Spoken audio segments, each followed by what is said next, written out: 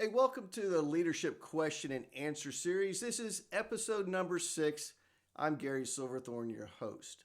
Each week, I try to answer a couple questions from people who write in, or subscribers, or even people in some of my groups. So, the one question that everybody always gets is, how do I fix that one person who consistently comes in late 90% of the time? Well, that's a tough one because everybody has one in their facility, whether it's one person, could be 3 people, or whatever. So I've worked through this many different ways. I can tell you in the military, it's very different. We have standards and set standards in the military that we go by to ensure people that are not late, they do get punishment, and you can go on and go on. But in the civilian world, it's a lot tougher. So what I found out through my years in corporations and in my own businesses, there's always a reason somebody does something. I've mentioned this before. So as a leader, you're going to have to investigate why that one person is being late every day or 3 days a week. And I will tell you, you're going to find out there's many different things that can happen. It could be the route they take to work. It could be the distance they leave from work. They could be a new baby at home. It could be an elderly family member that they have to take care of. And it could be just somebody that's lazy. But it's up to you as a leader to investigate and see which type of person that is. Now, you can counsel them, and I mean, put it on paper and ask them why and talk through the situation. But there are ways to remedy it. If you have someone who is a great employee and they just can't get to work at 8:15 every day, and that's your time to come to work, then you might want to talk to somebody in your company, maybe higher than you, unless you have the authority, maybe to adjust their schedule. Adjusting their schedule 15 minutes or 30 minutes might accommodate that person being on time to work every day. That doesn't mean they get to go home at the same time they have to work that extra 30 minutes or 15 minutes that you give them. But it's a way to keep an employee that's good on the books and energized and motivated. It also shows that you have some empathy and compassion. Other people see that and they understand that you're willing to work. It can backfire on you because everybody else wants to get on board with that accommodation. So it's something that you have to investigate. It's something you have to really look into to make sure the decision you're going to put forward is really going to make an effect on them, on you, without disrupting business. You have to remember the business operates on a set time schedule and rules. If you can accommodate a change, that's fine. But you have to do the investigation as a leader. You have to be fair and equitable across the board. Otherwise, you're just going to keep hiring new people and new people and new people. So we don't want to do that. We'd like to keep people on the books. It's more cost effective. And if you can make an adjustment, it's really better for you to do that. There are some times that you're never going to be able to make an adjustment. Your leadership above you isn't going to let that happen. You might be on a steady work shift schedule and you can't change it. And you'll have to let that person go. But as a leader, you got to give some effort there. You got to put something forward because it's not going to stop. If you fire that one person, the next person comes in, might be the greatest person you've ever hired in your lifetime, but they're 15 or 20 minutes late to work every day. So the systemic problem with people being late is so many different things. It could be discipline.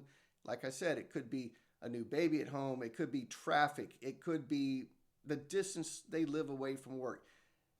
But I will tell you the best method that you can live with, whether you have to fire the person or adjust their schedule, is to investigate, think about it, listen to the stories, and figure it out yourself. And I will tell you, it might even get down to where they tell you it's the traffic or the route. Well, go out a couple mornings and drive the same route. All you're doing is verifying what they're telling you. And if it is, then you have the fuel, you'll have the know-how and everything to go ahead and fix the problem. But I'm telling you, if you fire them right off the bat, I think you're making a big decision because you've got to get to the root of the problem. So if you have someone coming in that's late every day of the week, 4 days of the week, 3 days of the week, it gets frustrating. Everybody else wants to complain about it because they're at work on time.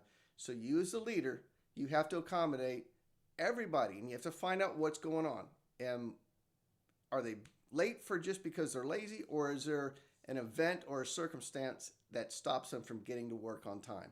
So investigate, talk to them, make your decision, and make a decision that you can sleep with, because it's up to you as the leader to run a smooth and efficient team. And you can't do that if you're just all willy-nilly and just firing people because they're late. I'm telling you, it's frustrating. I've been there. I've been frustrated at so many people because I think personally it's a discipline problem. If you can't get to work on time, you're not making an effort to do anything yourself to get yourself to work on time. But you're going to make that leader find out a way to do it. So I have a pet peeve about people being late to work, but anyhow, you've got to do it your way. I would just recommend investigate, discuss, make a decision, and that's it, and move on. So that's what I have for someone being late, and I hope you get something out of that. Of how I'm telling you to do it. The next question I had was, why is it important for me to have a mentor? Well, mentors are a big part of everyone's life. You grew up, you had a mentor, and you might not think so, but you maybe had a parent who was a mentor, someone in your church, someone that taught you baseball or football or sports.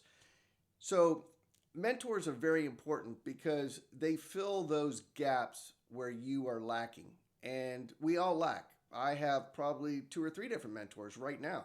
I will always have mentors because I can't answer every question or focus on something that I'm not really sure about, but there's people that I can reach out to.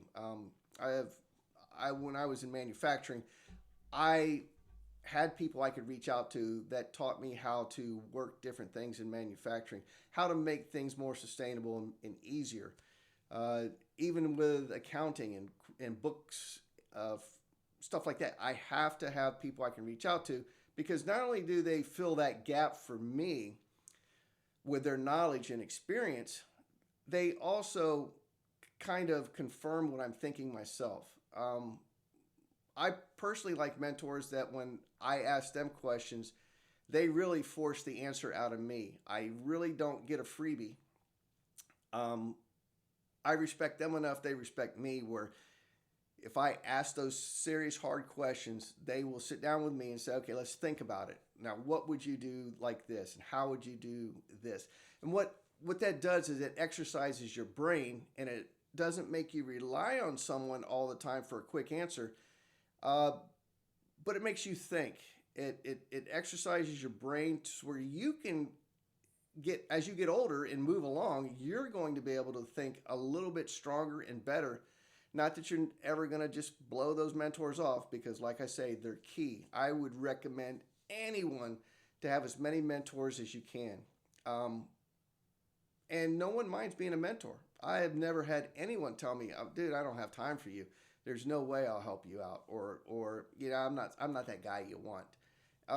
That's really not true. Everybody will always be glad to be a mentor for you. Number one, it makes them feel good. And for you, you have answers now at your fingertips. So you might have multiple disciplines that you work in, and I would recommend that you find a mentor in each of those disciplines that you can always reach out to and get an answer. First of all, it saves you time.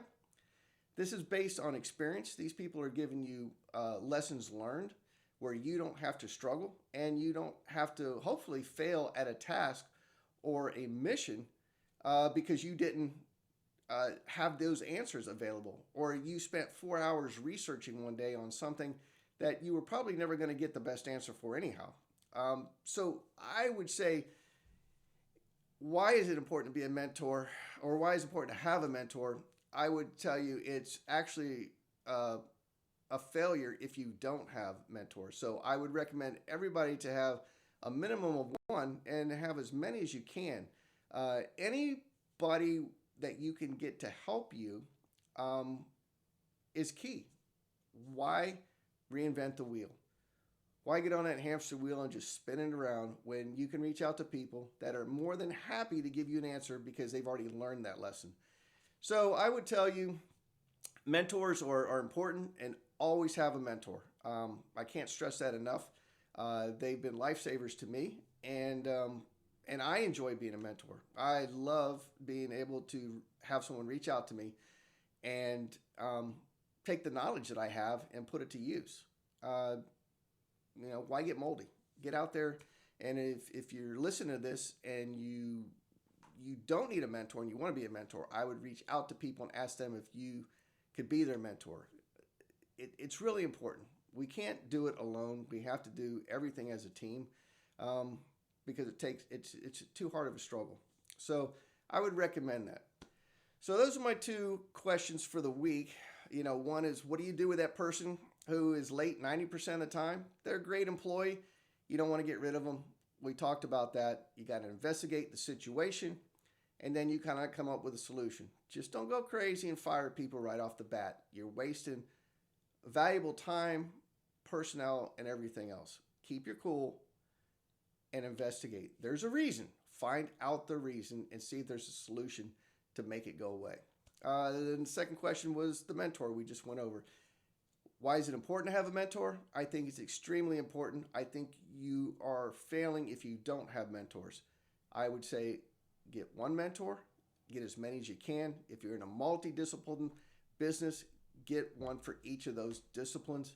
Work smarter, not harder. Again, I hope you got something out of this today. For the couple questions that I had, it really helps me out if you like and subscribe, and forward this to a friend if you think they can use it.